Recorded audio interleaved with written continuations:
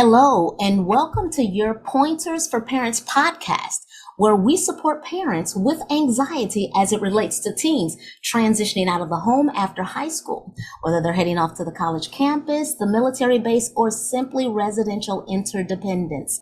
Today's episode is going to be awesome. We're talking with a mother and entrepreneur, Laurie Pearson. Let me tell you just a little bit about her. And of course, all of you all already know that I'm your host, Dr. Michelle Lloyd. Laurie is a wife and a mother of three. And I just want to let you all know that, of course, two of her daughters went to high school with my daughters. And so I'm super excited and definitely do know her on a personal level. Laurie grew up in Mississippi's charming Gulf Coast. Her passion for the old and the new began in the eclectic city of New Orleans, where she owned a beloved antique shop at St. Charles Avenue. Laurie is the director of Pearson Design, a Houston-based design firm that specializes in luxury residential interiors. Laurie drew her inspiration from her Southern roots, and her work is known for its simple elegance. She lives with her husband, and she does have three children. Laurie, we are so excited that you're here today. Thank you so much for joining us. And you're very, very welcome. And before we jump in, I just wanted our listeners to just know, I know I said, mentioned your bio, but I'd like them to know just a little bit more about you. So if you can begin by sharing with us just your morning routine. What do you do when you wake up in the morning? What gets Laurie started? Okay. Well, I am typically not a morning person, so it takes me a little bit of coffee. That's my first routine. I get up, hop out of bed, grab my coffee, and I start the day with making up my bed. Have done that my whole life, and there is a book and now something that everyone says, begin your day by making up your bed, and it makes you feel like you've accomplished something. And for whatever reason, that gives me a sense of satisfaction. So start off the day making up my bed. I typically work out in the morning, so I try to finish up my workout. And after that, really sometimes shower to begin my day. Sometimes I just plunge right in, because once I get started on my daily routine, my to-do list, I have a tendency to get wrapped up in all of that, and I don't look back up till the end of the day. So that's kind of how I start. Awesome. Thank you so much for sharing that. So you and your husband, you have these three children. As previously mentioned, I know that two of your daughters, of course, went to high school with my daughters. When the oldest, and then you have a son as well. And we can speak even from when the son went off or when Alexandra went off. Share with us what that was like when that initial transition occurred and they left home and went off to the college campus. Okay.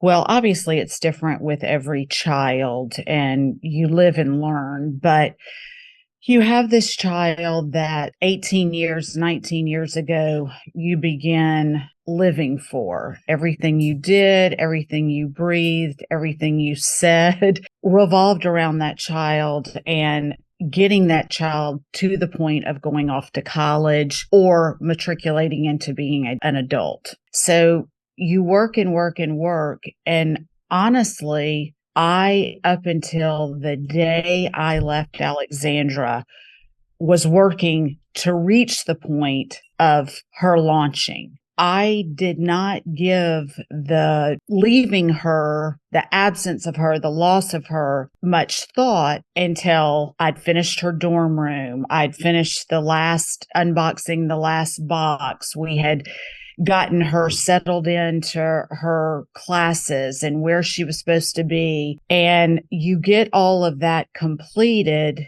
and then it's time to say goodbye. And even recalling that creates emotion in me, because I remember thinking I just kept doing and doing and doing like a mom does up until the final hour of leaving her, and never preparing. Not sure how I would have, not sure I had the time to prepare, but when I left her, it was like someone had cut my arm off. And so when I walked away, you still see that child as being 3 years old, and you're like leaving this person that you feel like has been attached to you for so long, and you leave them. You pray that you've done your job, and you pray that the Lord will be with them in their decision making and that you've given them the tools to adult. So, having said that, I never felt like there was a lot of preparation really consciously until I walked away from her. As I listen to you describe just those moments in that time years ago, I find it interesting that those emotions are a universal theme that cuts across and resonates with a number of us parents. Despite our culture, our ethnicity, despite our profession, ages, and really gender, it resonates. And it's something that that you mentioned we don't know what we don't know. And exactly. and the same with me, because we're in that prep mode, which is what we've been in since they were babies. So I appreciate that transparency. That's powerful. So even before that departure, even before that launch, do you recall or remember any conflicts or any pulling away or any disturbances or issues that surfaced before that her leaving or 100%. So I am right now in the throes of my youngest about to go off, and that is kind of a different pulling away, but that has definitely resonates with me more with my youngest. But with my oldest, when she was leaving, we had that storm. There was it, I believe it was Harvey. I believe it was Harvey.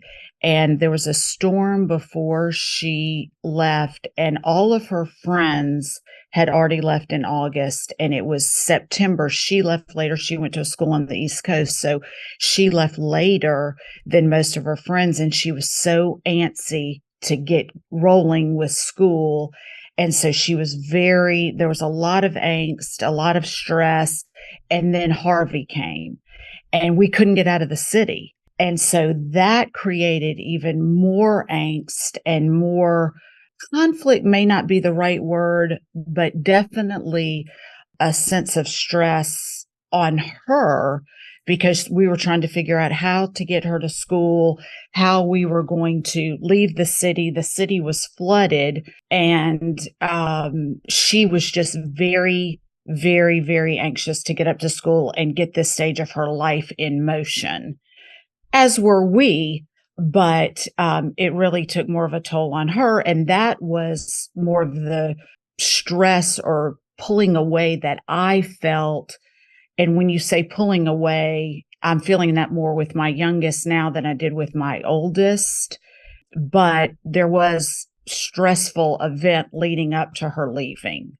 And then once she was there, then the stress then was reduced, or because Harvey was here, the weather probably was good there. Yes, so, exactly. Okay. So once we actually got out of the city and got on the road, and she knew she was going to make it to school on the deadline that she was supposed to be there, we all kind of had a sigh of relief. And so it was smooth sailing for the most part after that. Okay, awesome.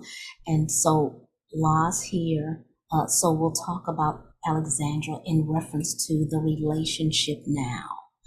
So would you say that now that she's gone off and have successfully graduated, we're so proud of her, would you say that the relationship now is more in a sense of independence or interdependent? And when I mention interdependent, I'm thinking, because that's where I love the connection between my daughters and myself, whereas they're still, even if they're asking for a recipe, or even if they're asking, oh, can you help me with these, they'll ask my husband about tax questions, or things such as that. That interdependence place is really, really nice. But sometimes when teens leave school and they're off on their own, it can even either go two routes. There's more of that independence that they're striving and really yearning for, or they feel comfortable in that interdependence phase. What would you say that's like for you right now? You're listening to Your Pointers for Parents podcast, where we support parents with anxiety as it relates to teens transitioning out of the home after high school. To get additional tips tossed and or gems dropped, subscribe to our weekly emails by clicking on the link below. Now back to Your Pointers for Parents podcast. I would definitely say that it's interdependence with Alexandra. She's very independent. I mean, she's a nurse in New York City. I mean, I'm not sure how much more independent she could be, but our relationship is very intertwined. And so now that she is an adult, she's now become more of a friend to me. I'm still the mother. I still try to guide her, but I guide her from an experience perspective as opposed to a parenting perspective. And so she calls me now to, talk about, should I spend this money on X or should I spend it on Y? And she calls me to ask me about sometimes how diplomatically to handle work situations. And I call her for some perspective into my younger teen law. And so there is definitely more of a relationship of peer to peer than there ever has been. And it's a wonderful relationship. It's like having the best of you in someone who you really appreciate and really love. And she definitely is the best of John and me. And I really do respect her, and I respect her opinion and, just her perspective on things. I love that. I love that. And you're describing another piece that parents are typically unprepared for, because that's an adjustment in itself, moving from that of a cop to a coach. Absolutely. Or that of a manager to a mentor. It's an evolving type of interaction.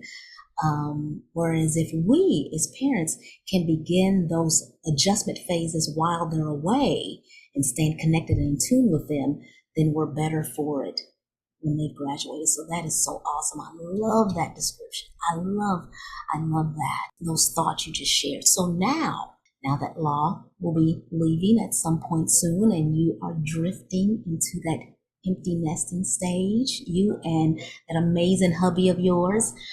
So what does that look like for you as you, and I think about reinventing yourself, but really, like, you've been an entrepreneur all along. So can you share just a little bit about what you foresee as you move forward, reinventing or reestablish yourself? And then after that, tell us more about this business, please. This interior design. Okay. Oh my goodness. Absolutely. Okay. So with Alexandra, she leaves. I still have two at home. You're transitioning, but it's almost seamless in the fact that you're still managing someone in college, you still have your kids at home. So that was so different than now. So now Lauren's leaving. My son left 2 years ago. So now I'm truly going to be an empty nester.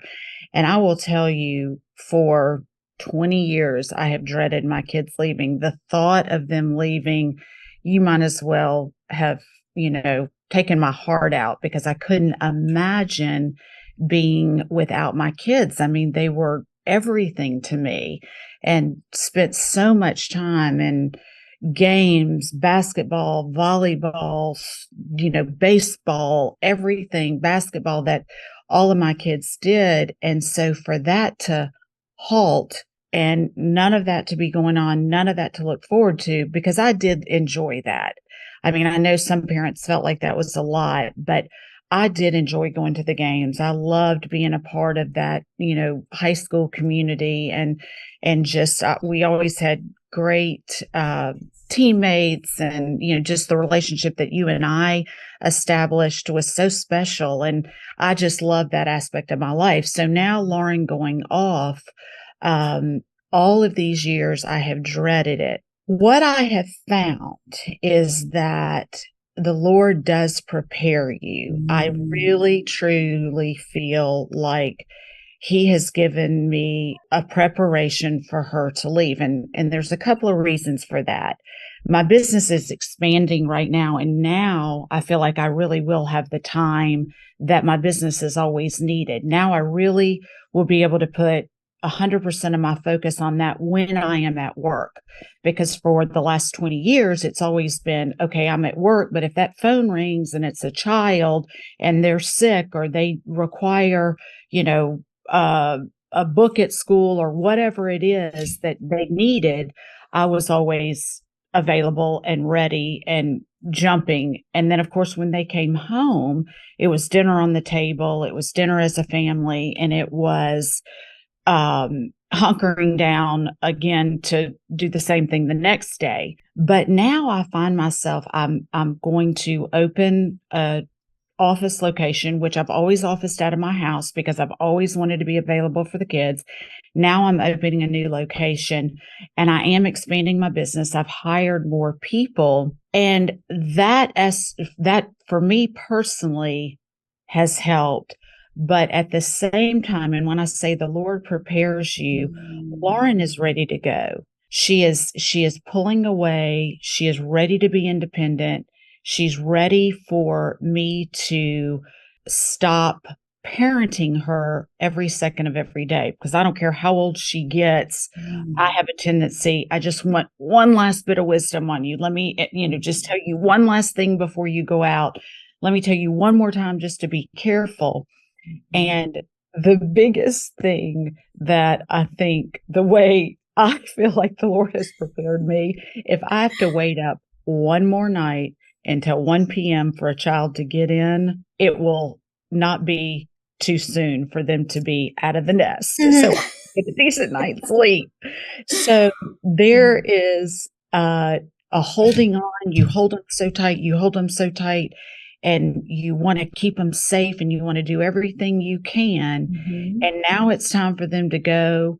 And now I am ready. I am tired of being up. I'm tired of holding so tight. I need to now open up and release them to maturing, release them to God, and pray that I have done my job. And that's where I am. And there's a lot of freedom in that. And there's a whole lot of freedom in feeling like you can finally do that. I never thought I would. I never thought I would be that kind of parent that would be, okay, I've done my job. But now I realize that that is my job now.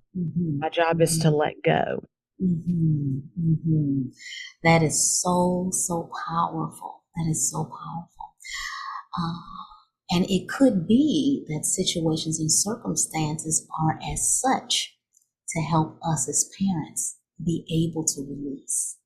Because 100%. If it were more pleasant, then we'd want to grip more and longer and harder.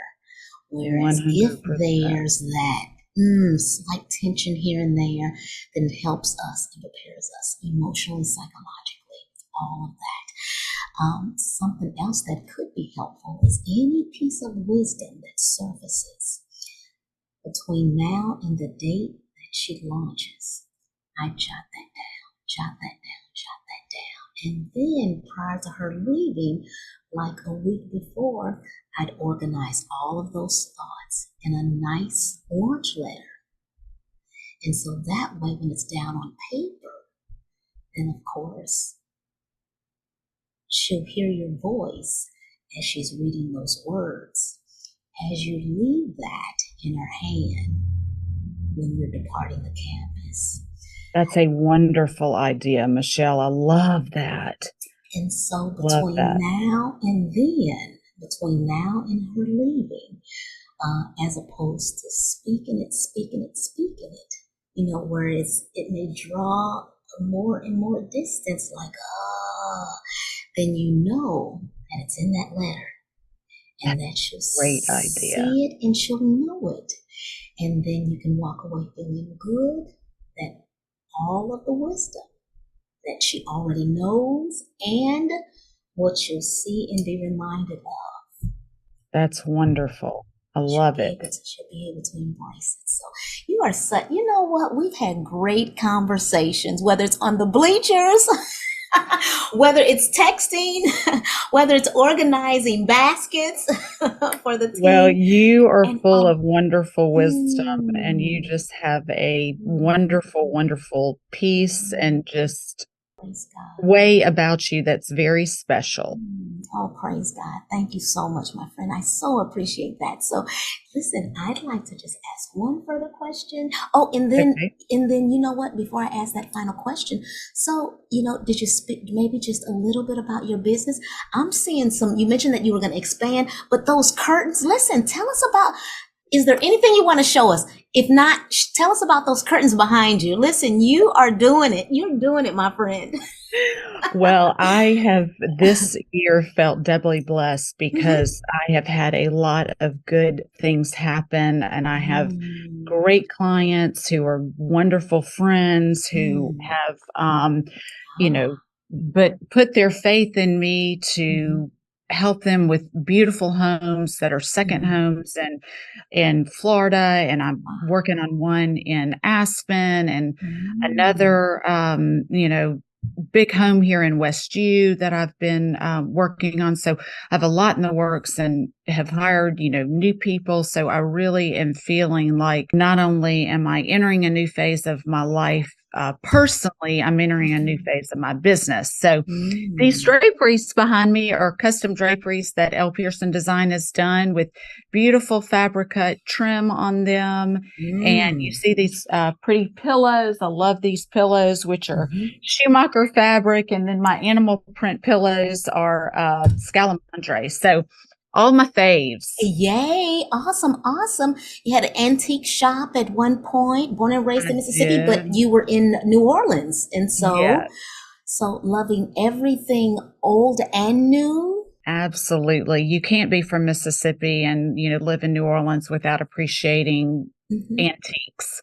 And so I have had a passion for 40 years to, mix the old with the new and make elements that are pertinent to my generation, but also bringing in some of the past that were my parents and my grandparents' generation, making things special while all at the same time making them relevant and updated.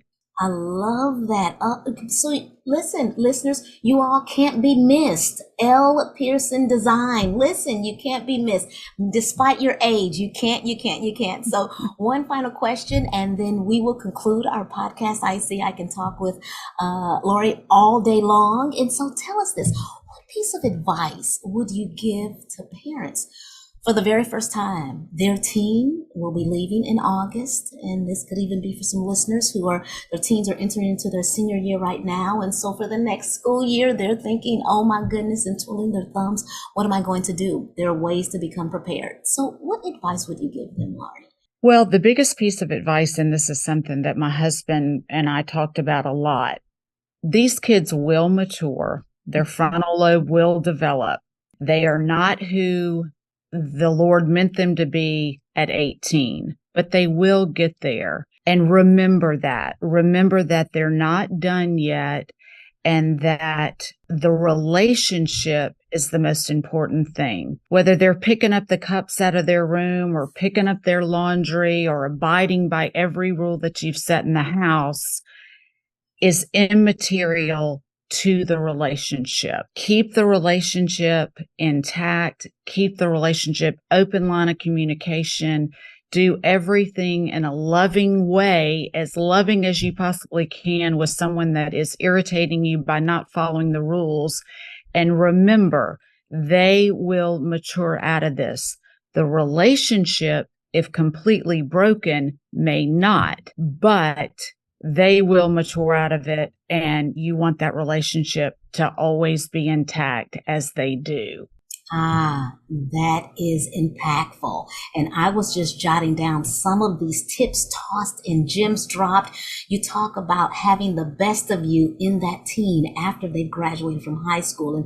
And we can look forward to that. Also, that undeveloped prefrontal cortex. And that typically doesn't develop until the age of 25. So there's more time, whereas they're facing lots and lots of situations with an undeveloped brain. And so let's show grace and let's show mercy towards that. And then also that relationship. It's more important about the relationship. Okay, so we know that a Hershey's wrapper may be up under the bed, or we know that a Reese's or a Kit Kat, we know that those things may wind up in the bedroom, but the relationship is key. I love that, Laurie, and I love you. I so appreciate you coming on. I really do. I love you, Michelle, so much. Well, thank you. So listeners, thank you for having me. You are so welcome. So for those listeners who have tuned in to Pointers for Podcast, you've heard it right here from an entrepreneur, a mother, a loving person herself. If you'd like to go ahead and if you have any extra questions, then she's at Pearson Design. You'll want to get in contact with her, or for any decorating needs, any designing needs. You see that where she is, and also the design that she has behind her is phenomenal. So until next time, we will be back. I think it's on Instagram, and then it'll also be on Facebook. So if you want to rehear this message, then please feel free. Again, Laurie, thank you so very much. Love you so much, and thank you for everything. Thank you. You're very welcome. Bye.